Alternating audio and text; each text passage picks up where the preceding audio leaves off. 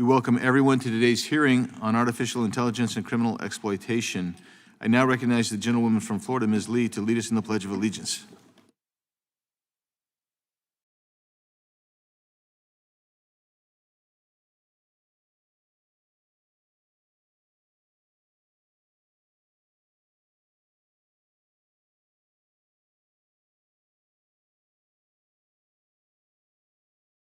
Thank you.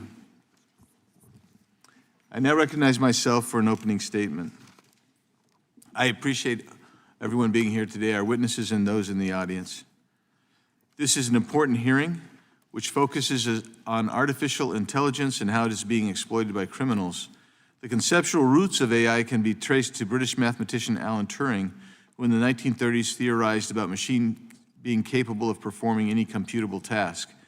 Today, AI is best understood as a branch of computer science that leverages large-scale data processing, algorithmic modeling, and modern hardware to enable machines to perform tasks typically requiring human cognition. Unfortunately, like most technical innovation, the criminal element has begun to use AI to enhance their illicit activities. AI-enabled threats continue to evolve as bad actors use AI technology in a wide spectrum of criminal enterprises. From deepfake scams and synthetic identity fraud to financial crimes and child sexual abuse material, CSAM, the landscape continues to evolve at a rapid pace as AI provides users with enhanced capabilities. AI-based or AI-driven threats and schemes can cost businesses millions of dollars a year, including both prevention and falling prey to them. In one case, fraudsters used AI to clone a CEO's voice and authorize a wire transfer. Among corporations that experienced a rise in deepfake incidents, 75% of deepfakes impersonated a CEO or another C-suite executive. Generative AI enables the criminal exploitation of victims' emotional vulnerabilities through tactics such as sextortion, pig butchering scams, phishing, and elder fraud. Senior citizens are increasingly targeted through voice phishing scams where an AI-generated replica of a grandchild or military officer claims to need urgent funds. In one case, a Colorado mother received a call from what sounded like her daughter pleading for help. The voice was AI-generated, cloned from a short online clip, and used to demand ransom. The voice was indiscernible to the mother who wired $1,000 to scammers in Mexico. AI is also fueling a rise in sextortion and synthetic CSAM. New AI tools can generate highly realistic but entirely fabricated explicit images, often used to extort minors or damage reputations. Some sextortion scams exploit the trust associated with platforms like Apple's iMessage by impersonating classmates or romantic interests via recognizable blue bubble interfaces. Criminals now deploy apps like MUA to fabricate child abuse images at scale. Stanford University researchers have uncovered evidence that generative models were trained on real exploitative content. Terrorist groups now utilize AI to target, recruit, and indoctrinate vulnerable individuals. Generative AI provides a degree of separation, allowing actual terrorists to maintain anonymity in their public-facing recruiting practices. Generative AI also allows terrorists to produce propaganda, fake news stories, and emotionally resonant messages tailored to specific psychological profiles. Reports of generative artificial intelligence enabled scams between May of 2024 and May of 2025 rose by 456%. The use of exploitative generative AI allows criminals to produce human-like text, code, images, and videos, allowing criminals to use the technology for further criminal activities such as creating more realistic phishing lures or generating deepfakes for extortion. On average, phishing attacks cost $4.9 million per breach. On the other hand, AI is increasingly integrated into police investigations, offering new tools and capabilities for law enforcement agencies amid the backdrop of rapidly expanding digital data sources and increasing demands on law enforcement agencies. AI provides a more adaptable and comprehensive approach to solving crimes compared to traditional methods, leveraging data analytics, machine learning, and pattern recognition to enhance investigations and assist with administrative tasks. This is also potentially a problem as well, as we seek to balance curbing AI with our civil rights. AI can also help process large volumes of data, identify patterns, and generate actionable insights, and in turn, these applications can improve efficiency, accuracy, and resource allocation with investigative processes. However, to fully benefit from AI applications, law enforcement entities need reliable data, human oversight, and while also tackling issues related to privacy, bias, and ethical considerations. Addressing the continued misuse of AI will require a varied approach while also raising public awareness about the risks associated with AI-generated content. Law enforcement agencies must engage openly with community stakeholders, legal experts, and the public to communicate the intended uses, benefits, and limitations of AI technologies. A collaborative effort to both prevent the misuse of AI while encouraging lawful application is required to effectively navigate this evolving landscape. I am excited for today's hearing. I think this is the first of its kind. I believe it will be only the first of its kind as we consider AI and its continued expansion of influence in our lives. And I'm looking for a very substantive discussion I anticipate a substantive discussion that we're going to have today. And with that, I yield back and recognize now our ranking member, Ms. McBath, for her opening statement.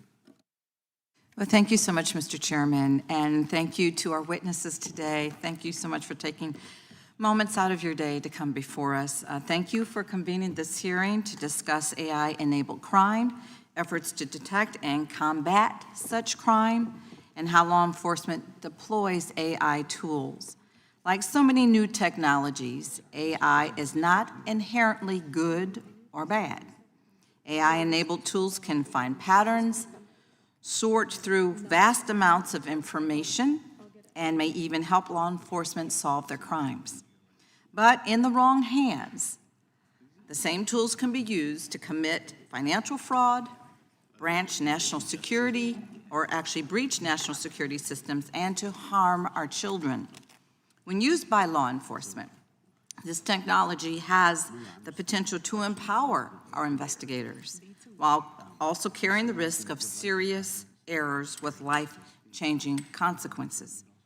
That is why it is critical that we proceed thoughtfully and put appropriate guardrails in place so that everyone in our criminal justice system that is using AI-enabled tools, they're using them responsibly, not to the detriment of law-abiding members of our communities.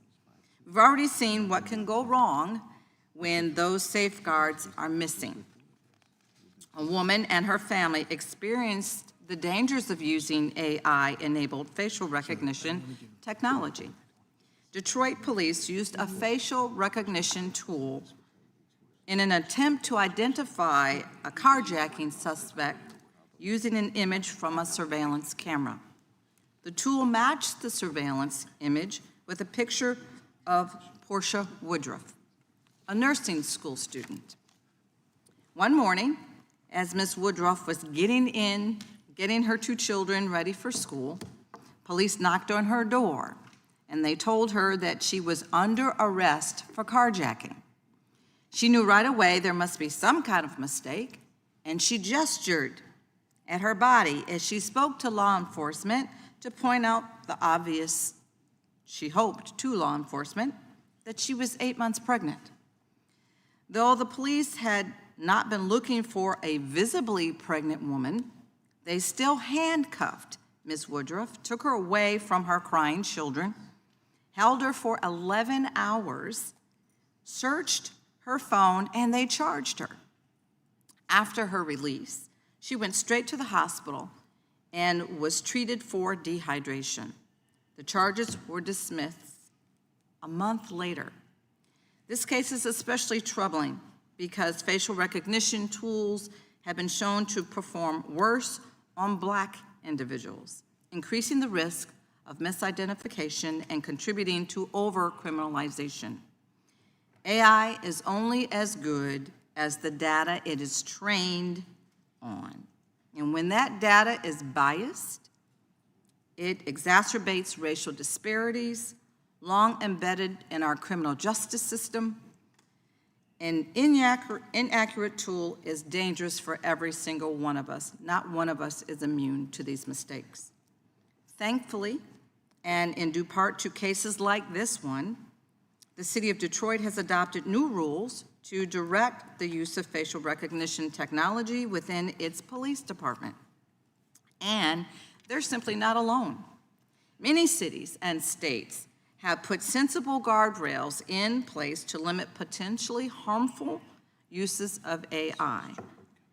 That's why it was alarming when some of my Republican colleagues recently attempted to pass a moratorium on state and local AI regulations in the Big Ugly Bill, a move that generated bipartisan opposition so much that 40 states' attorneys general and 17 Republican governors, including the governor of my state, Georgia, wrote letters to the Senate in opposition to the proposed moratorium.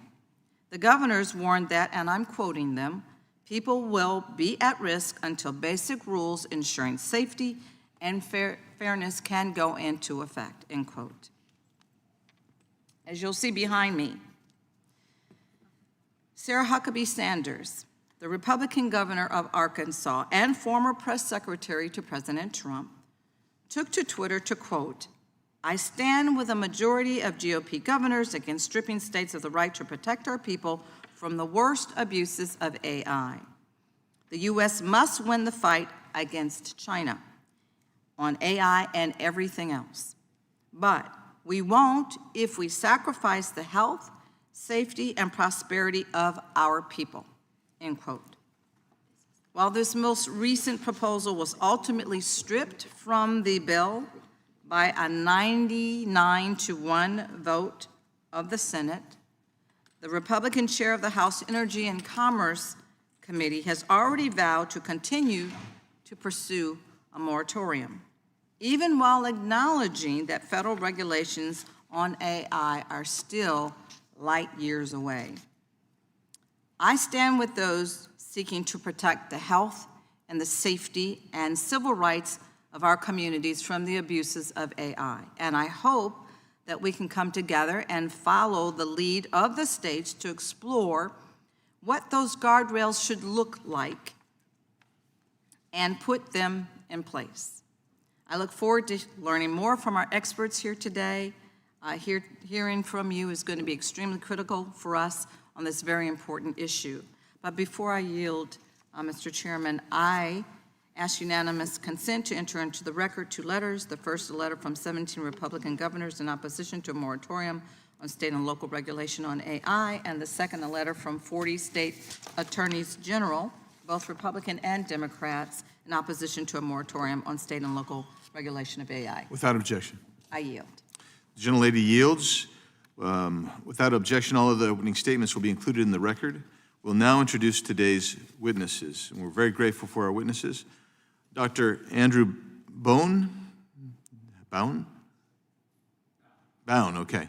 Dr. Bown is a professorial lecturer in law at the George Washington University Law School, where he teaches courses on artificial intelligence law and policy. He has served in the United States Air Force Judge Advocate General Corps since 2010 and previously served as the Chief Legal Counsel of the Department of the Air Force Artificial Intelligence Accelerator at the Massachusetts Institute of Technology. Thank you, Doctor, for being with us today. Mrs. Zara Paramount, there you go, is the co-founder and chief technology officer of Overwatch Data, an artificial intelligence company focused on threat intelligence and cybercrime tactics on the dark web. Prior to founding Overwatch Data, she worked at Google on matters involving machine learning and cybersecurity threats. Thank you for being with us today, Ms. Paramount. Mr. Ari Redboard is the global head of policy at TRM Labs, a company focused on preventing illicit financial activity.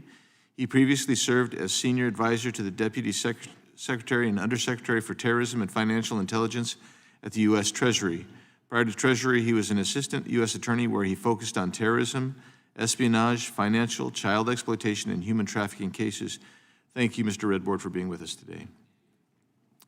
Mr. Cody Vinsky is a senior policy counsel in the ACLU's National Political Advocacy Department, where his work focuses on surveillance, privacy, and technology.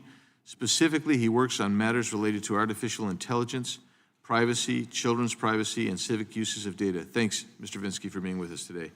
We appreciate all of you being here, and now ask that you please rise so you can be sworn in. Would you please raise your right hand? Do you swear or affirm under penalty of perjury that the testimony you are about to give is true and correct to the best of your knowledge, information, and belief, so help you God? Let the record reflect the witnesses have answered in the affirmative, and thank you. You may be seated. Please know that your written testimony will be entered into the record in its entirety. Accordingly, we ask that your testimony be summarized in 5 minutes. And what's going to happen, just so you know, is when I get about 15 seconds before the end, you'll start hearing this, something like that. And then at the magic moment, I'll start getting a little bit louder, but we're trying to help you wrap up on time so we can work this out. But we're so grateful that you're here. Mr. Bowne, you may begin with your 5 minutes. Thank you, Mr. Chairman, ranking member, and distinguished members of the subcommittee. Thank you for the opportunity to testify on the intersection of artificial intelligence and criminal exploitation. My name is Andrew Bowne. I serve as a professional lecturer at the George Washington University Law School, where I teach courses on AI law and policy. I've served in the United States Air Force Judge Advocate General's Corps since 2010, including assignments as a prosecutor, a staff judge advocate, so general counsel of the Air Force installation, and as you heard, a chief legal counsel for the Department of the Air Force's AI Accelerator at MIT. I do appear today in my personal capacity. Views I present are my own and do not necessarily reflect those of the Department of Defense, the Department of the Air Force, or the Judge Advocate General's Corps. AI is both a catalyzing and transformative technology enabler. It accelerates traditional processes, but also creates entirely new ones. When the task AI is used for is criminal or harmful, the nature of AI becomes a threat multiplier. AI systems now automate decisions, model environments, and infer actions with unprecedented speed and scale. While they are designed to benefit society, their dual-use nature means they could also facilitate exploitation, fraud, and abuse. Even AI systems designed with legitimate use in mind can create harm if not carefully designed and deployed with safety, ethics, and accountability built in. Today, I'd like to briefly highlight how AI enables criminal activity, the gaps in current criminal law, and proactive steps Congress might take. First, how AI enables criminal activity. I'm seeing really 3 categories of AI developments that are of particular concern in this area: computer vision, generative adversarial networks, or GANs, and large language models, or LLMs. Computer vision systems, which interpret visual data, are used to automate surveillance, identify targets, and even harvest personal data from breached documents to support identity theft and fraud. What enables real-time threat detection for public safety can be repurposed to stalk or blackmail individuals with chilling efficiency. GANs are capable of generating synthetic images, videos, and audio, better known in the public discourse as deepfakes. These tools allow the impersonation of public officials and private citizens alike. Multiple watchdogs and law enforcement agencies that have conducted longitudinal analysis on AI-generated child sexual abuse material, or CSAM, have reported rapid rises in the number of generated images shared online. Perhaps more concerning is that the increased capabilities and sophistication of generative AI models enable them to produce very realistic images. Generative AI tools are also used for extortion, grooming, and emotional coercion, often targeting children. Large language models, like those powering chatbots, are revolutionizing phishing, fraud, and social engineering, as well as misinformation. They engage victims in extended realistic conversations, target elderly people and vulnerable people in scams, or overwhelming financial institutions with thousands of tailored loan applications. They're also used to generate malicious code, making cybercrime accessible to individuals with no technical background. In short, deepfakes, AI-generated CSAM, and automated fraud are not theoretical threats. They are real, growing, and causing harm now. The barrier to entry to using AI to perpetuate or perpetrate is low. Anyone with a few seconds of your voice or image can create convincing synthetic content without coding or expensive hardware. The tools are cheap, accessible, and often unregulated. Tragically, gaps in current federal criminal law allow bad actors to use AI to profit at the expense of others, prey upon the vulnerable, or create mistrust with impunity. While there are statutes for wire fraud and child sexual abuse material, they do apply to many of the AI-enabled crimes. There are several significant gaps. More alarming still are emerging threats such as autonomous criminal activity, cross-border AI-enabled crime, and algorithmic market manipulation, for which criminal liability is unclear or altogether absent. There are a variety of strategies that this subcommittee, as well as Congress, can consider, including criminal law reform, that could define new offenses for malicious use of AI, particularly for deepfakes and AI CSAM.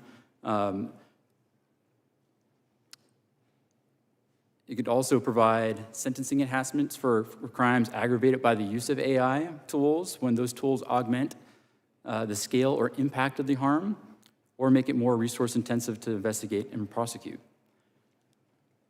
You could also look at enabling AI safety and transparency requirements. And in conclusion, AI is a revolutionary enabler, but does not self-regulate. Bad actors choose to exploit it, the law must be ready. Thank you, Mr. Chairman, for the time. Thank you, Dr. Bound. And we have your written testimony, which is more expansive, so remind everybody we have that, so appreciate that. Ms. Parnell, for you, we give you your 5 minutes now. Chairman Biggs, Ranking Member McBath, and members of the committee, thank you so much for the opportunity to testify today and for creating this forum to discuss how AI is changing the landscape of cybercrime. I'm honored to share my perspective on how this technology is making these threats more accessible, more personalized, and more difficult to detect. My name is Zara Paramal. I'm the co-founder and CTO of Overwatch Data, a cyber threat intelligence company that uses AI to identify and analyze emerging threats in the cybercrime and fraud ecosystems. Through our work, we see every day how AI is used to both prevent and also to facilitate criminal activity. I'd like to focus my remarks today on how we see AI changing the threat landscape and what we can do about it through both education and innovation. AI is a powerful general-purpose tool with a broad range of applications for criminal activity and for a broad range of threat actors. It can be used to learn how to commit crimes, to write code, craft realistic scam text messages, generate audio or voice clones, and of course, create deepfake images or videos. Across this wide range of malicious use, 3 trends stand out. First, AI is reducing the barriers to entry for cybercrime. Users can ask a chatbot, including ones explicitly designed for fraud, how to commit crimes. They can learn the technical skills they need to carry them out, and they can also use that to make their attacks more convincing and more effective. Second, it's challenging businesses. By subverting identity verification systems, AI can be used to generate a photo for a fake persona or profile. It can then be used to generate high-quality synthetic fake IDs. And then if they're asked to verify their identity, they can join a video call, swap their face with their fake photo, and verify their access to that business. This is a problem not just for the specific business that's being targeted, but it's a problem because it gives them a foothold from which they can hide their identity for the future next online crime that they'll carry out. The third thing we see is crimes are becoming far more personalized. For example, voice clones are used to target the elderly by calling a grandparent in what sounds like their grandchild's voice and claiming to be in the hospital and in need of money. Employment scams prey on young adults who are looking for their first job. And I think one of the most disturbing cases is the nudifying apps, which often target children. They turn ordinary photos into fake sexually explicit images, which are then used to bully, harass, and extort victims, in some cases driving them to suicide.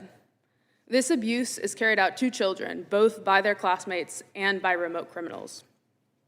There's a lot of harm, there's a lot that's changing, but there's also a lot we can do. First, education and awareness can prevent and deter many of these harms. These crimes work because people don't expect them. If we invest in education across schools, workplaces, and communities, we can make these crimes less effective and more costly to carry out. Second, we have an opportunity to combat this with innovation. The same technology that is enabling these crimes can also be used to detect scams, find malware, and disrupt cybercrime. By supporting innovation and strengthening public-private partnerships, we can shift the technical advantage to the defenders. While AI enables crime to be more accessible, more personalized, and harder to detect, I remain optimistic. With the right investment in education and innovation, we can engage our whole society in building a future where AI expands access to opportunity, strengthens safety, and helps people spend more time on what matters. On a personal note, it's very exciting to me to see that Congress is addressing this issue and putting a spotlight on it. Thank you, and I look forward to your questions. Thank you very much. Mr. Vinsky, you're recognized for your 5 minutes. Chairman Biggs, Ranking Member McBath, and members of the subcommittee, thank you for the opportunity to testify today on behalf of the American Civil Liberties Union. I will address 2 issues this morning. First, it is crucial that our response to criminal uses of artificial intelligence adhere to the Constitution, civil rights, and civil liberties. Second, efforts by Congress and the administration must not inadvertently open the door for AI abuses, such as through a moratorium on state regulation of AI or continuing consolidation of federal data. With appropriate measures, Congress can ensure that AI is safe, effective, and consistent with our rights and liberties. First, Congress's measures to address criminal AI must comport with the Constitution, civil liberties, civil rights, and privacy. For example, traditional First Amendment activities do not lose their protections simply because artificial intelligence was used. Editorial content moderation using AI is not categorically exempted from the First Amendment's protections, and neither is commentary on politicians or candidates for office. Speech about politicians and candidates in particular lies at the heart of the First Amendment and enjoys special protection. Consequently, courts have readily and correctly overturned laws prescribing false speech about politicians and candidates. The emergence and use of AI does not change those core foundational constitutional precepts. Likewise, privacy concerns may arise from obligations imposed on platforms that host and distribute AI systems. Requirements or incentives to search users' communications, to restrict their publication of models, code, and data, to monitor or report their online activity, or to prohibit or undermine encryption, all increase governmental surveillance and in some circumstances may violate the Fourth Amendment. As the committee considers legislation addressing criminal uses of AI, we urge you to ensure that speech, privacy, and other important civil liberties are protected. Second, the recently rejected AI moratorium would have dramatically increased the risk of AI harms, including criminal and fraudulent activity. Similarly, the consolidation of federal data is creating an enormous risk of AI harms. The moratorium that was included in versions of the reconciliation package was sweeping, preempting state laws and local regulations that regulate AI for 10 years. Although moratorium included limited exemptions for some generally applicable laws, serious questions about the scope and workability of those exemptions remained. For example, dozens of states have passed laws regulating deep-fake non-consensual intimate imagery, often by amending existing statutes to clarify their application to generative AI. Similarly, Tennessee's Elvis Act extends legal protections to a person's voice, including a simulation of the voice. It is not clear if such laws, with their express application or clear intent to apply to AI, qualify as generally applicable. Moreover, in many instances, addressing AI's harms requires legislating specifically on AI. Establishment of an AI moratorium will jeopardize these efforts, giving bad actors a blank check. As Ranking Member McBath recognized, 17 Republican governors and members of both parties in both chambers of Congress opposed the moratorium before Congress stripped it from the reconciliation package in a 99-1 vote in the Senate. Of more immediate concern, consolidation of federal data creates a platform for supercharged AI-driven surveillance. And while data consolidation and sharing could potentially improve governmental operations in limited circumstances, efficiency should not be elevated over robust protection of our privacy. Otherwise, consolidation could risk the creation of vast and unaccountable surveillance platform capable of tracking citizens' activities, movements, and associations. Such a platform would be readily analyzable by large language models, machine learning, and other AI systems, such as black box policing algorithms used by federal law enforcement to ingest governmental data and predict who is likely to commit crimes. Data consolidation could lead to biometric information gathered by federal law enforcement or during air travel being readily accessible by other agencies. Records related to firearms might be accessible across the federal government, and IRS data reflecting contributions to organizations like the ACLU, the NAACP, the NRA, or the Heritage Foundation could be accessible to federal law enforcement without meaningful process. It is essential for Congress to block the creation of centralized government dossiers on each of us. Thank you for the opportunity to testify before this subcommittee, and I look forward to your questions. Thank you, Mr. Vinsky. Now, Mr. Redboard, you're recognized for your 5 minutes. Chairman Biggs, Ranking Member McBath, members of the subcommittee. My name is Ari Redboard, and it's an honor to appear before you today on behalf of TRM Labs, where we work every day with law enforcement, financial institutions, and national security agencies to detect, investigate, and prevent illicit activity in the digital asset ecosystem. Before joining TRM, I spent about 11 years as a federal prosecutor at the U.S. Department of Justice, and later as an official in the U.S. Treasury Department's Office of Terrorism and Financial Intelligence. In those roles, and now at TRM, I've seen one truth borne out time and time again. Criminals are often the earliest adopters of transformative technology. They were among the first to weaponize automobiles to move illicit goods across state lines, adopt pagers and cell phones to coordinate narcotics networks, utilize encrypted messaging apps to evade surveillance, and exploit cryptocurrencies to steal and transfer illicit proceeds at the speed of the internet. And now they are embracing artificial intelligence.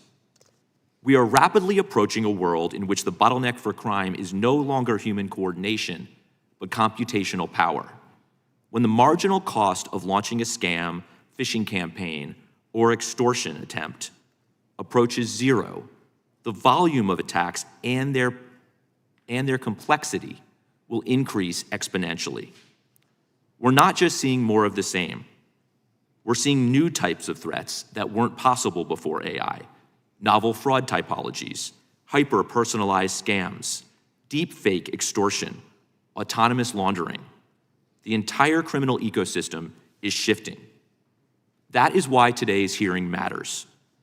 We must recognize that in the same way criminals are leveraging AI to disrupt and deceive, law enforcement and national security agencies must be empowered to use AI to defend and respond. This is not optional. It is foundational to preserving public trust and the social contract itself. If adversaries are deploying large-scale AI-enabled crime with impunity, and if the public no longer feels that government can protect them, we risk a breakdown of that trust. The consequences are not just individual harms, they are systemic, national security level threats to our institutions and civic cohesion. At TRM, we see this shift every day. Through Chain Abuse, our public scam reporting platform, we've tracked a 456% rise in AI-enabled scams, which often use deepfake technology, just in the last year. Ransomware actors are using AI to draft realistic phishing emails, identify vulnerable targets, and deploy malware that adapts to evade detection. On the laundering side, we're seeing bad actors use AI to automate and accelerate illicit money flows.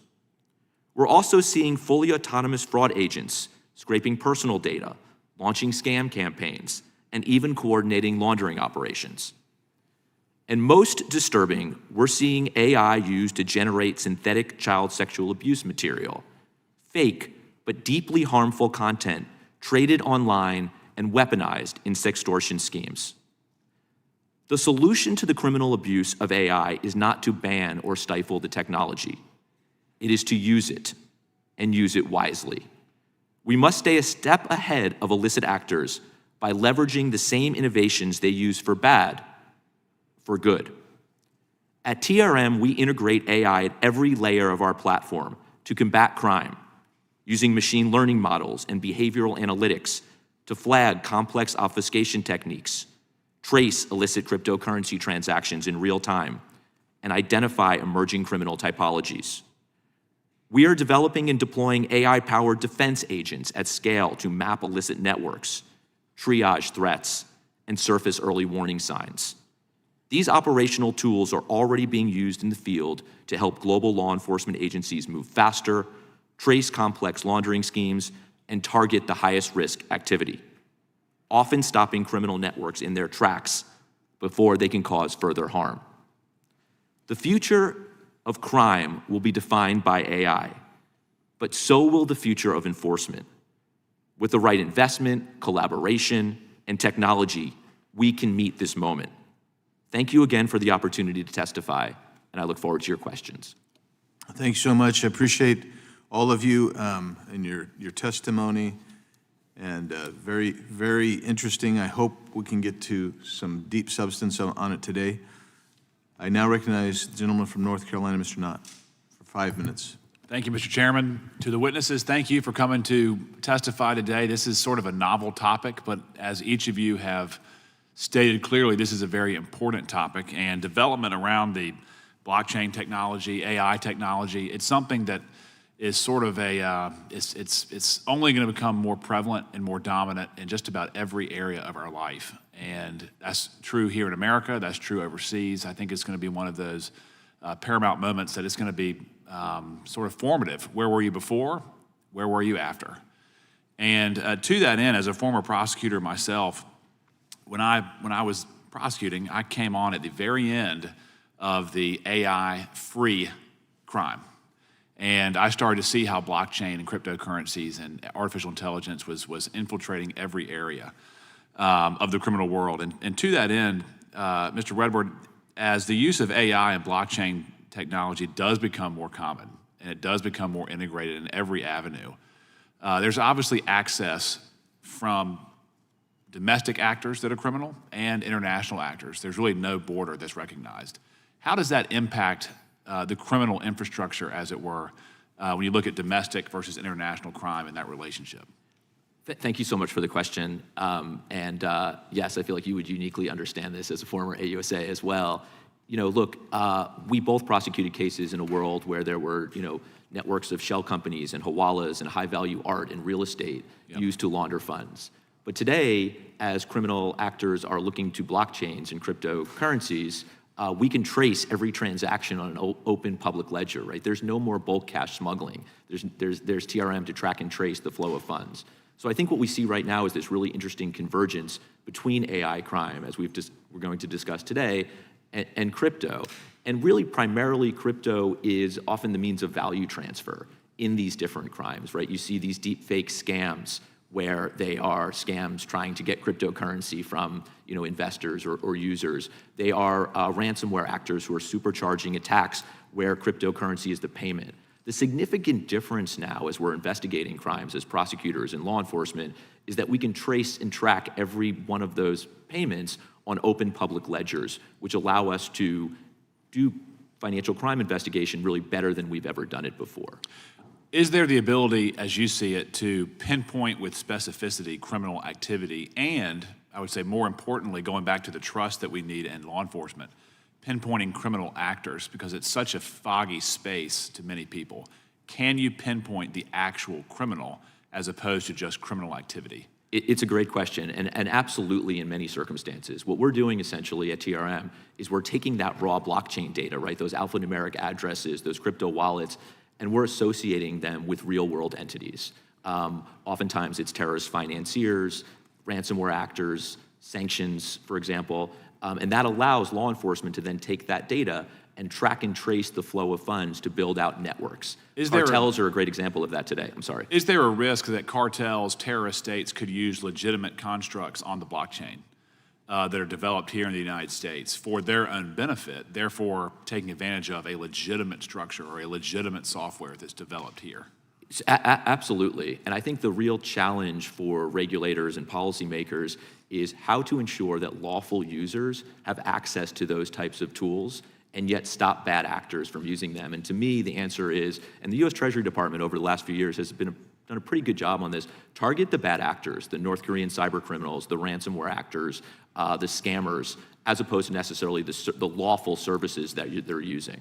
And is there a risk if we are too zealous in the prosecution? As a prosecutor, I'm all for strong law enforcement, but if we are too aggressive on the front end as this technology is developing, could we stifle domestic innovation here at home if we are too aggressive in prosecuting? Absolutely. It is critical that we continue to focus on the bad actors in the space, which will allow the lawful ecosystem to grow, as opposed to the lawful services that are being used by bad actors. So absolutely, and really the key to all of this is to stop bad actors from leveraging the technology to allow this industry and this technology to grow. And then briefly, what can we do in Congress to ensure that law enforcement has the resources to target the bad actors with specificity? That's exactly right. I mean, today, what we really have across the U.S. government is a cadre of law enforcement agents that are really true experts, power users of blockchain intelligence tools. What we really need is that cadre to grow significantly. As bad actors are leveraging AI, as they're leveraging blockchain technology,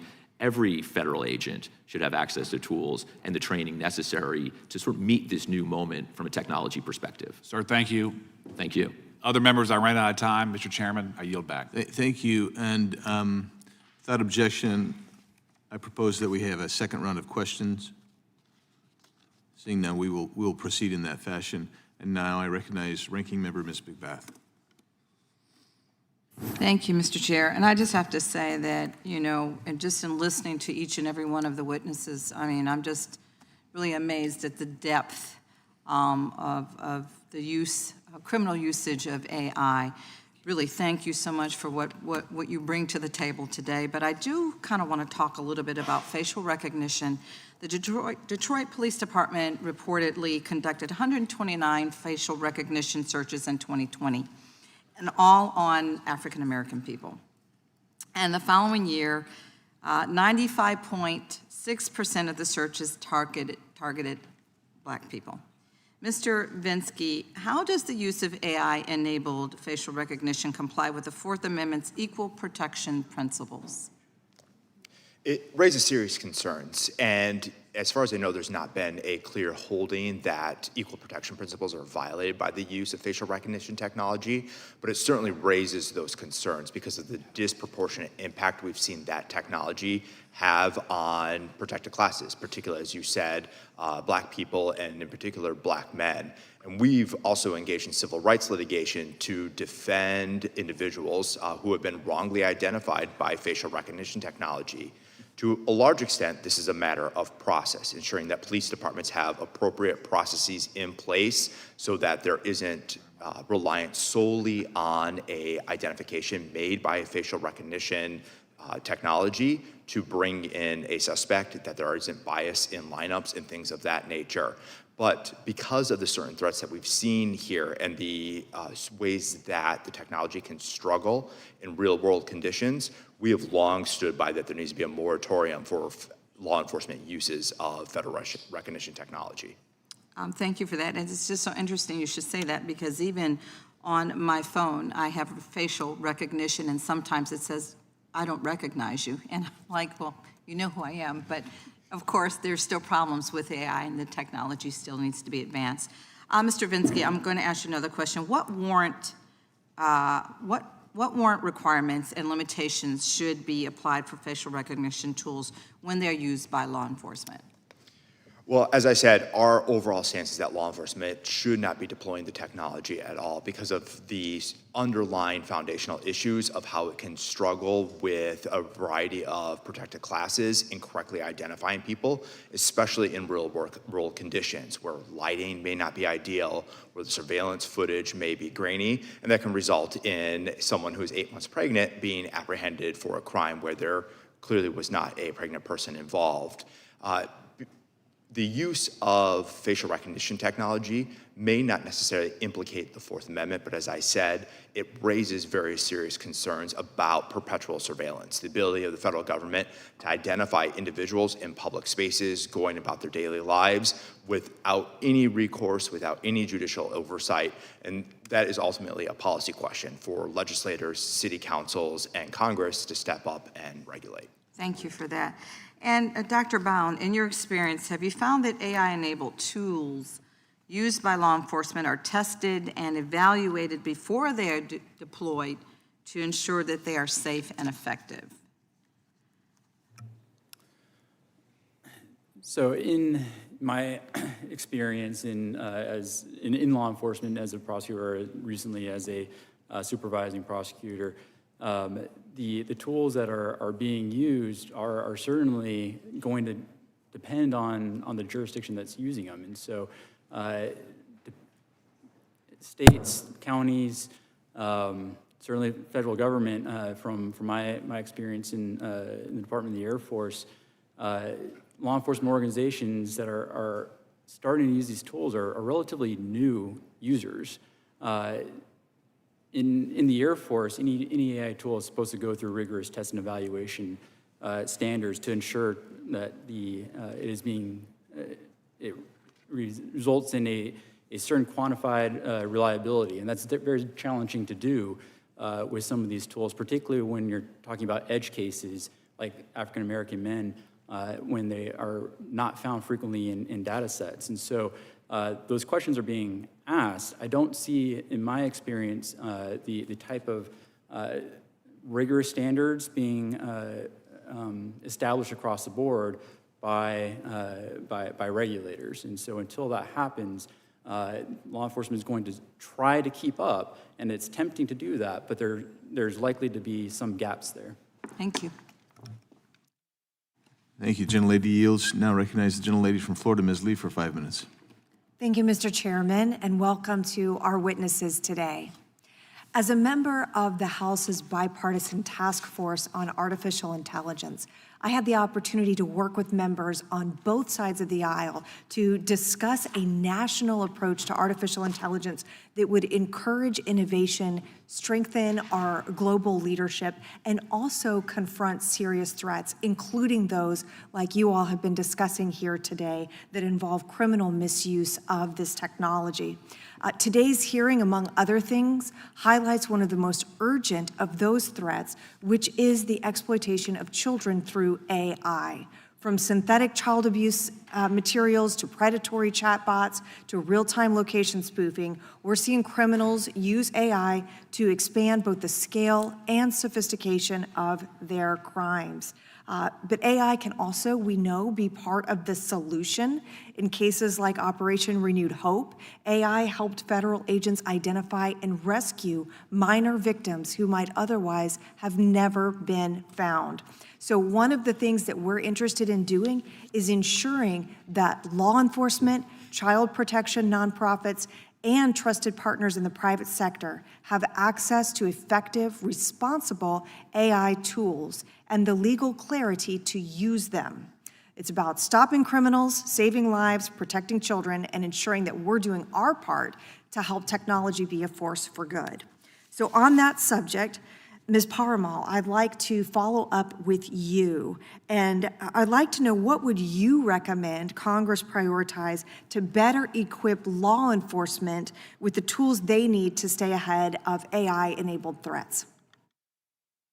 Well, first of all, thank you so much for the question.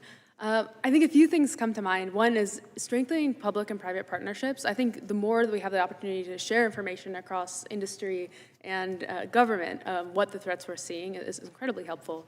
I also think making it easier to share technology and share the innovation. I think, frankly, it can sometimes be difficult, especially as small businesses trying to figure out how to share that technology, which makes a delay, so that as you have a new way that we can maybe find something like trafficking or better detect AI-generated harm, it can be difficult to then deploy that. So I think anything that is to improve that public-private partnership would be incredibly helpful.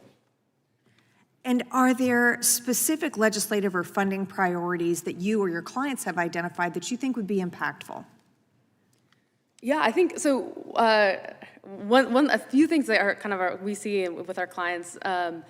One is there's a big challenge to identity in terms of online identity. So AI-generated agents can more explicitly scrape, use websites for fraud. And then on the other side, you also see things like ID fraud, where people are using this to hide their identity and commit online crimes. I think that's an area that the industry is generally trying to adapt and respond to, because that's how so much of fraud and scams and extortion is then carried out. I think another thing that comes to mind is to the earlier point on innovation. If it's easier to kind of share and collaborate, that would be, I think, incredibly helpful for us in the private sector. And I'd like to go back to you, Mr. Redboard. You said something in your remarks that I thought was really interesting, that AI is also the future of enforcement, I believe your words were invest, collaborate, and we can be more effective. I would like to hear, in your view, what are the most urgent risks posed by AI to national security and public safety, and what would you like to add about what we can be doing in Congress? Absolutely. Thank you for the question. Really, what we see AI doing today is supercharging criminal activity that we've seen exist for some time. So now you don't need ransomware affiliates because you can have AI agents that are automatically deploying malware.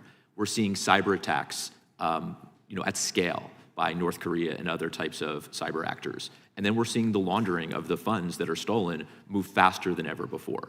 As I mentioned in my testimony, we've seen a 456% increase from last year in scam activity involving AI.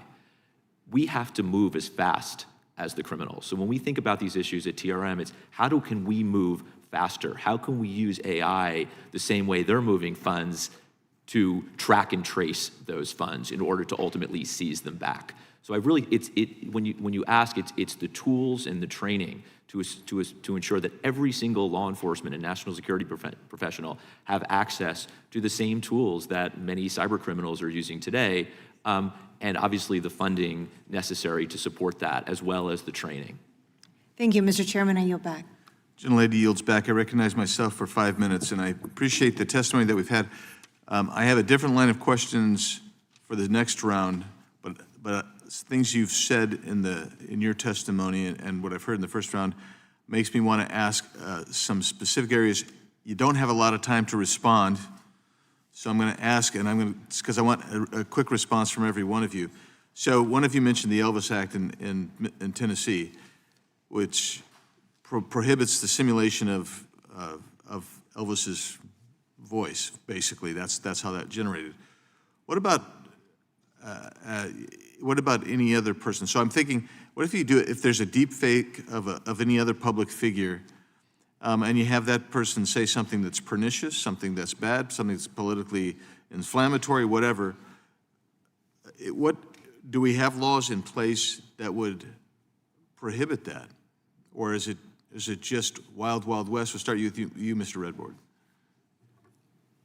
Sort of slightly more broadly, I would say that we have laws in place that absolutely cover a lot of these areas, but we're going to need to add AI to a lot of them. When I think about these issues, for example, when you talk about these types of scam activity that are being supercharged by AI, we have wire fraud statutes to address them. Right, and we'll get into that too, but I'm talking specific. This is a specific case. So let's say you have a public figure and you have them say something that's totally outrageous, it's totally deep faked. You can't tell, the average person can't tell if that person if that language was attributed to that person elsewhere. You might have a libel. I mean, it'd be a civil claim. You might have a civil claim of libel or defamation of character or something like that. Does that, in your opinion, exist when someone manipulates a deep fake to do something like that? I think it would require adding additive measures to what we have today. Mr. Vinsky. That sort of speech lies at the core of the First Amendment's protections. It's commentary on politicians. And so, for example, when the But it's not commentary on politicians. It's if, let's say with maliciousness, with malice, that's the word I'm looking for. With malice, you say that Andy Biggs said X, Y, this. That's just horrible. You put it in the New York Times, and you did it because you wanted to harm me. And if you take, for example, the Republican National Committee's deepfake about President Biden announcing a draft for Ukraine, that's commentary on public events. But, of course, existing exceptions to the First Amendment still apply to AI. And that means... So that's what I wanted to get at. Yes. That's what I wanted to hear from you, whether something like a defamation, like defamation, New York Times, which is why I specifically used New York Times. That's exactly right. Ms. Paramount, same question. Yeah, I'm not super familiar with the legal side, so I can talk more about the technology, but I do see that, that it is challenging detection. Right, thanks. Dr. Bao? So there's this inherent friction that we see, and I agree with both Mr. Redboard and Mr. Vinsky, that what he describes, sir, is likely protected under First Amendment. You have... Unless there's malice. With malice. Now, there's legal protection certainly from a civil right of action for if it were to be So let's, reliable. not to interrupt, I don't want to be rude to interrupt, but I do want to interrupt. What my question is, let's expand it. A true deep fake is so persuasive, you can't tell the difference side by side of me over here and the deep fake. We've had examples of parents, grandparents, they can't tell the difference between the deep fake and the voice of the kid. They look the same, they act the same, they're remarkable.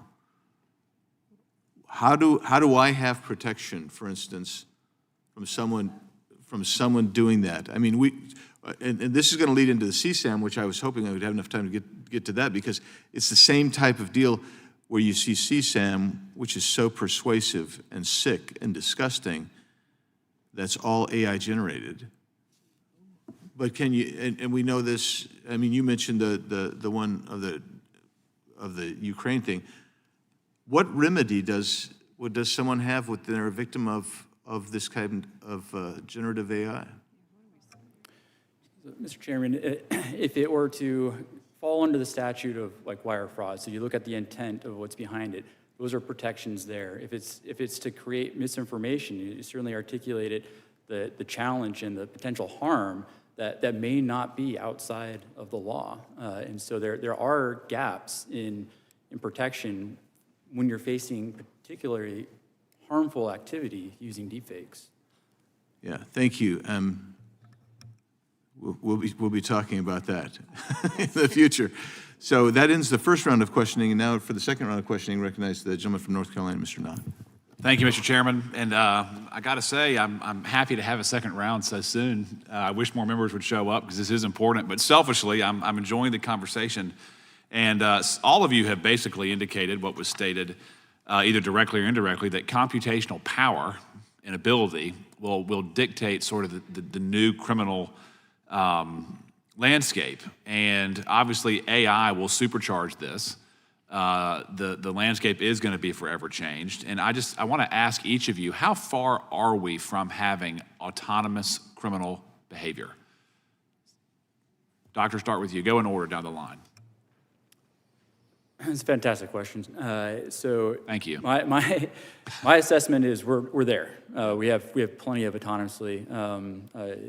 Certainly from a bad actor that is using AI and using the autonomous features of those models to perpetuate crimes, we're certainly there. The scale, the sophistication, the speed that are created by using AI-enabled models can certainly from committing scams at scale, targeting personally, finding cyber vulnerabilities. That is all happening already. Yeah, I agree. I think we're definitely seeing that now. It's the beginning of what's happening. It's being used for more simple crimes. I think we see different uses. You might think of simple bots that text people and send us these annoying scam text messages. Those are now can use AI and automate by pulling breached or leaked data about you. And then similarly with computer use agents, they're starting to fill out forms, but there's a large opportunity for those to get much more sophisticated. And I think relatedly on the civil side, we're seeing rapid advancement of artificial intelligence that's used to make decisions about who can get a loan, who has access to a house, and things of that nature. Sure. And often in many cases, that will output a score that humans are largely deferring to. So artificial intelligence has reached the point where it is having an outsized effect on our lives, not just because of criminal activity, but because it affects so many important sectors as well. Yep. Thank you for the question. We are there today, but AI is not dominating criminal activity. And I think that's in large part why this hearing is so important in this moment to start having this conversation. And this is really why at TRM over the last year or so, we have focused a lot of our attention, particularly how can we build AI tools that enable us to move faster? Because while we're not quite there yet, we're getting very, very close. What's going to be required to make it responsive That's to meet exactly the threat? right. What will be required? I'm asking. Oh, sorry. In terms of capacity, in terms of private sector investment, in terms of public investment, Give me a broad picture of what's going to be needed. It's a great question. It's all of it, and I know public-private partnerships were talked about, and it's often sort of this trite way as something to discuss. But really, what it has to be is the private sector building the tools that government can ultimately leverage to move as fast as the cyber criminals. And in your opinion, is the law lagging this new frontier, or are the existing criminal laws sufficient to protect the marketplace and victims like Mr. Biggs talked about? It'll absolutely be a combination of both. I think it'll be important when you talk about CSAM, which I know we'll focus on ensuring that the federal sentencing guidelines meet the AI moment for that. We will have need AI-specific criminal laws, but I will say that a lot of the laws we have today, wire fraud, bank fraud, those types of laws, these types of disinformation investigations certainly will include AI. And jurisdictionally, how do you see AI factoring into content, actions, vehicles designed overseas that penetrate into the American market? How do we protect against that in a jurisprudence sense? I think it's a challenge. Look, the nature of crypto, the nature of AI, the nature of technology is it's global and cross-border. Yep. And we, in large part, we want to make sure that the innovation is happening here. And that's why it's so important that as we have these conversations, we're walking that line between stopping bad actors but not stifling innovation in this critical moment. Just like the internet was born and created in the United States, we need to ensure that that is true for AI technology as well. And if I may add to that, Representative, as we think about ways that existing legal frameworks need to adapt to this rapidly evolving challenge, a multi-jurisdictional approach is the right approach, not just at the federal level, but also internationally, and of course with states. And we've talked a little bit about the moratorium that was included in versions of the reconciliation package. The House did exempt criminal laws, but often in many cases, civil penalties will be a necessary complement, for example, in addressing non-consensual imagery at high schools. One more question for the panel real quickly. What can parents do to protect their children from this type of landscape? As a parent myself, I think education on the risk is certainly important. I think that's something that is the public sector can lead on. Law enforcement can lead on, similar to drugs, tobacco. The risk of AI, whether it's for scams, whether it's for CSAM, whatever harms, they certainly impact children as well.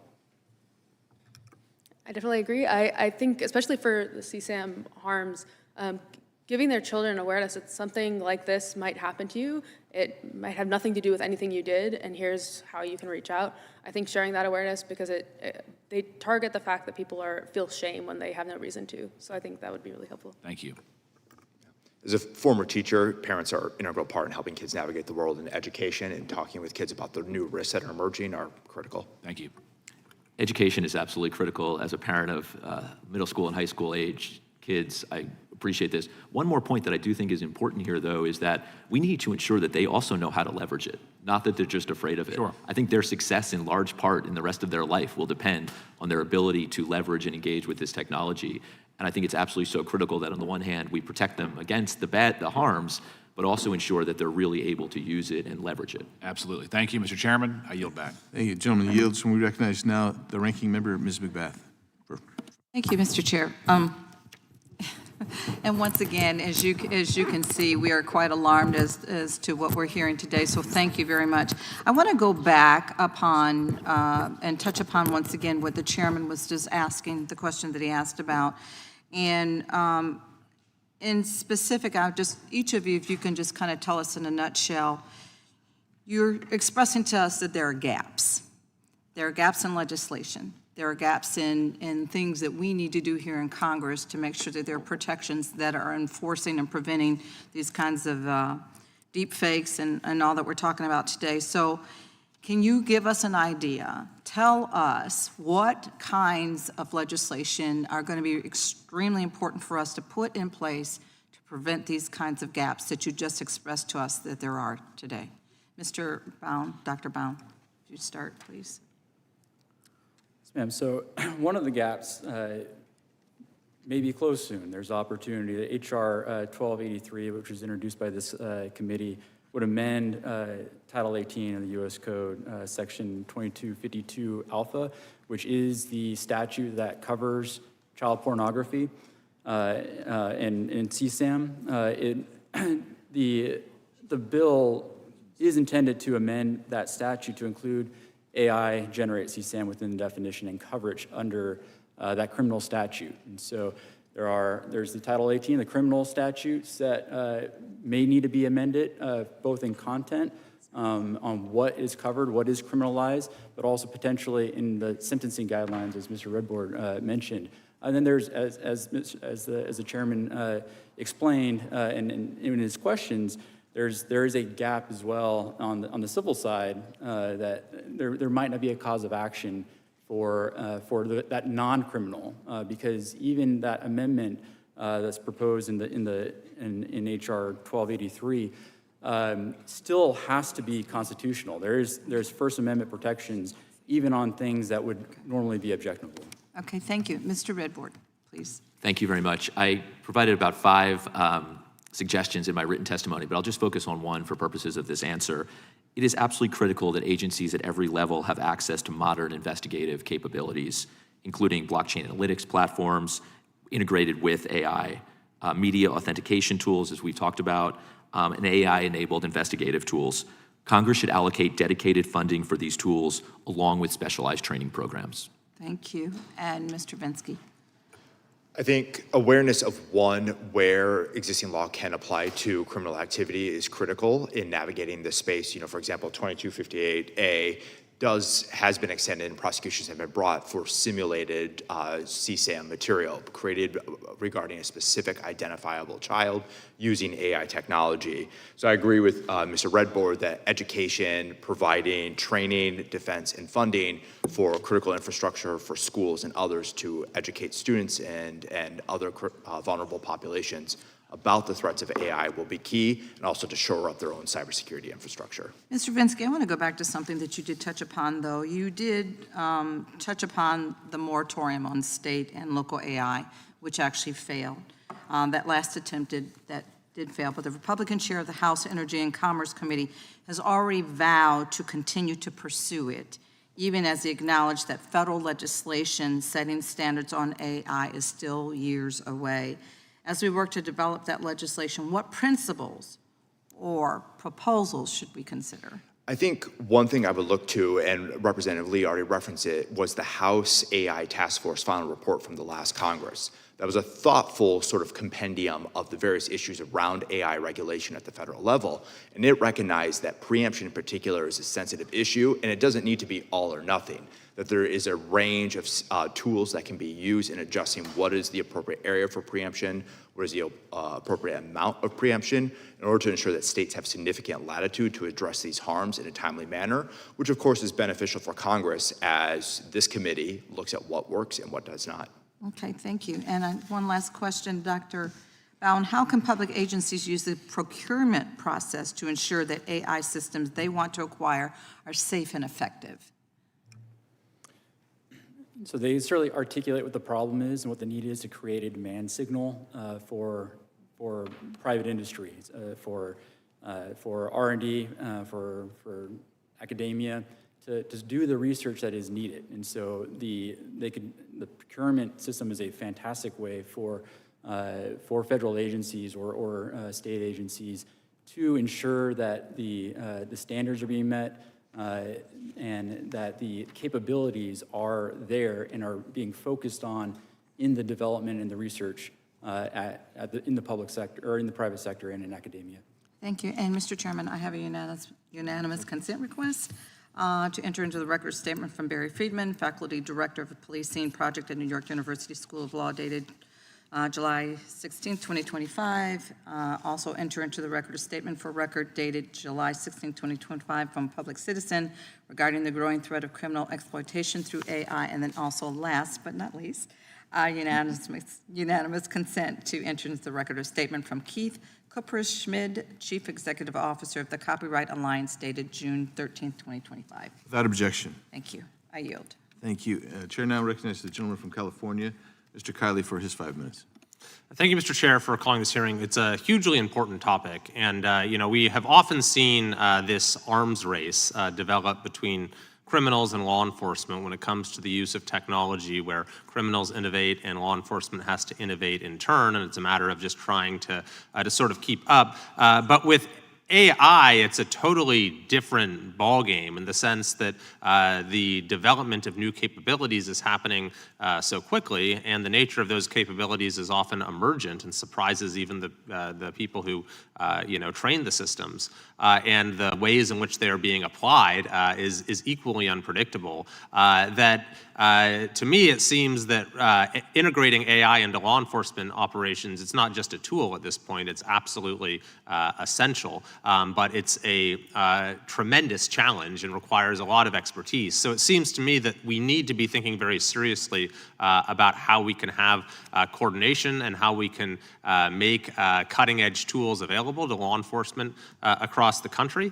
And so I wanted to ask both Mr. Redboard and Ms. Paramount, if I'm saying that correctly, about your thoughts on this. I know that you have a law enforcement background, and I know that you actually worked at Google, and I believe it was just a couple days ago that Google announced that its cybersecurity AI platform for the first time detected and defeated a software vulnerability in the wild that was known to malevolent actors. So maybe if you could both address kind of the role of the public and private sector in meeting this challenge. Thank you so much for the question. And it's absolutely critical that the public and private sector work together on this, as the question noted. Look, every federal law enforcement agency in the US today is using tools like TRM to track and trace the flow of funds, to automate tracing when it comes to cryptocurrency, to leverage AI tools in that respect. But the reality is that it's still a handful of investigators that have this expertise and training. And as we move from crime on city streets to crime on blockchains and in cyberspace, we're going to need every agent and investigator, not just federal, but state and local, to also have access to these types of tools and training. And as you mentioned, cyber criminals are now using this more and more, and will eventually be using this at scale. Every agent investigator who is investigating these cases, tracking them, needs to be moving as quickly. So I would say tools and training primarily. And then the other piece is really true public-private partnership, where FBI and IRSCI and HSI and others are working closely with the private sector to share information to move as quickly as possible. Thanks very much. Well, thank you for the question, and I love that you're following the vulnerability discovery. That's awesome. I think, to your point, the criminal ecosystem is using this to scale their offense. We have to use it to scale our defense and to make that more effective if we're going to keep up. And there's a lot of ways we can do that, from better detecting malware to better understanding the tools and tactics they're using, better detecting the scam messages. I think if we can enable, as I said, the public-private partnerships, which we keep repeating, but I think if we can make it easier and much faster to adapt as the criminal ecosystem adapts, that makes us a lot more effective. And there's so many opportunities. If you even think about all the reports of scams that maybe we already have access to, or law enforcement has access to, if we can just go through that data and find the trends, using AI to speed up and scale investigations is a way that we can really keep pace with the criminal ecosystem. One more thing I would add to that is that, historically, and I was a prosecutor for a long time, we investigate specific cases, right? There's an instance of crime, and we need to investigate that specific case. What this technology really allows us to do is build out networks to understand crime typologies, to understand sort of where the threat actors are and how they are engaging and what they would potentially do next. And it really, it's an extraordinary moment when it comes to not just law enforcement, but how to disrupt adversaries from a national security perspective. So I think with this technology, and I think you got to this in your question, really enables is not just sort of the one-off harm that's been done to an individual, but how do we build out networks of cartels, of fentanyl dealers, of scam networks in Southeast Asia and elsewhere. And this technology, connected to blockchain intelligence, really allows us to do a lot of that today. Interesting. So you can address crime much more systematically, in a more efficient way and more preemptively. And we even see that today in the actions that are coming from the U.S. Treasury and Department of Justice, where they're going after networks. They're doing civil forfeitures. There was a very large civil forfeiture complaint filed about 2 weeks ago by the U.S. Attorney's Office in D.C. against $225 million involved in pig butchering scams. It was a network. So we're seeing them use it today. Very interesting. Thanks very much, Mr. Chair. It seems, I think, there is a role perhaps for us to play in supporting these public-private partnerships and in facilitating the training and access to this knowledge and these resources in law enforcement across the country. I yield back. Thank you. Gentleman yields back, and I'm going to recognize myself for my 5 minutes here. But I would suggest that this is, as we started off, I said this would be the first of its kind, and I meant that we're going to have to keep pushing this. So I think maybe a week ago, Elon Musk announced Grok 4, and he talked about artificial intelligence, and Grok 4 is going to have the intelligence, it already has beyond a PhD, engineering, science, genius, et cetera. Artificial superintelligence. And we've touched on it lightly here today, using different terms, but I guess my question is, at what point do we no longer see computational decision-making with a human first mover, and you have a algorithmically iterative process that essentially, and we're there in some extent now, but we're not totally there because human interaction still is the first mover. But at some point, it won't be a human that's the first mover anymore. It'll be the algorithm itself. And how long before we get there? How do we get there and prevent the crime and provide the deterrence that is necessary? And so for the hypothetical I'll give you, how long before adjudicating whether there's probable cause or not for a search warrant or arrest warrant is merely algorithmically sustained, as opposed to having a human make that determination? So with that bizarre question, but acknowledging that we are actually moving so rapidly that we probably thought by 2050 you'd be getting to artificial superintelligence, but it looks like maybe before 2030 you're going to be in artificial superintelligence. Dr. Baum. And then we'll go down the whole panel. Thank you, Mr. Chairman. So certainly a thought-provoking exercise. I'm glad we're still at the point where it's an exercise and not reality, but I recognize that we may not be far from there. Before we get to artificial general intelligence, or before we get to certainly artificial superintelligence, and those are still theoretical, not a foregone conclusion, there is this very powerful and very rapidly increasing agentic AI, and where we start to see some of what you described already taking place at a admittedly lesser extent than what we would if it were true AGI or ASI. But we still have algorithms that are making decisions on behalf of humans that are able to do so at speed and often at a scale that it certainly makes it difficult for the human agent to observe and to be a part of. And so it really depends on how much trust, how much authority we provide those agents, and what those models, how are they fine-tuned to limit that. And so I do believe, as you said, Mr. Chairman, this is the first of hopefully many, having some of those industries, some of those private sector companies describe that so that this subcommittee and Congress can ensure that they are able to predict and know and set up those guardrails if necessary to limit what you're concerned about. Ms. Paramount. And since we only have a minute left, each of you get 20 seconds. Thank you. Very interesting question. I think we see AI agents making simple decisions today. I think for more complex decisions, as the models can do more complex reasoning in the next few years, it really should come down to how important is the decision, and then what transparency and explainability we can get from the model, and how much human oversight is necessary. I think it really depends on how risky that individual decision is where we should hopefully see the rollout for these different autonomous decisions. I'm going to build directly on that. The role of AI is a choice, and laws passed in Texas, the National Security Memorandum that governs national security uses of AI, say that certain things are off limits for artificial intelligence. And you mentioned probable cause. That strikes me as a core foundational tenet of due process that should probably be truly a human activity. And that is a policy choice that we make of what will be human, what will be AI, and where will humans be in the loop. I've never seen anything move as fast as this has moved in my lifetime. And while I don't have a great answer for how long, it's certainly coming. And if I could leave this committee with anything today, it's that we need to move as quickly, building the tools, working with this body in order to provide the right laws there. As an old school prosecutor, I'm happy with judges still making decisions around probable cause. But I do think we really need to ensure that we also are using the tools defensively to meet this moment.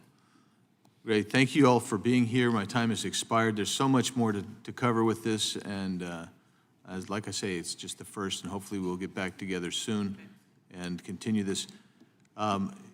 Please feel free to contact myself or the ranking member. I'm assuming that's okay. Absolutely. She says that's okay, because we want to have a dialogue and see where there's holes, where there's gaps. Let us know. We want to do stuff that's preventative without being constraining, if that's possible. So thank you. With that, we are adjourned. Thank you.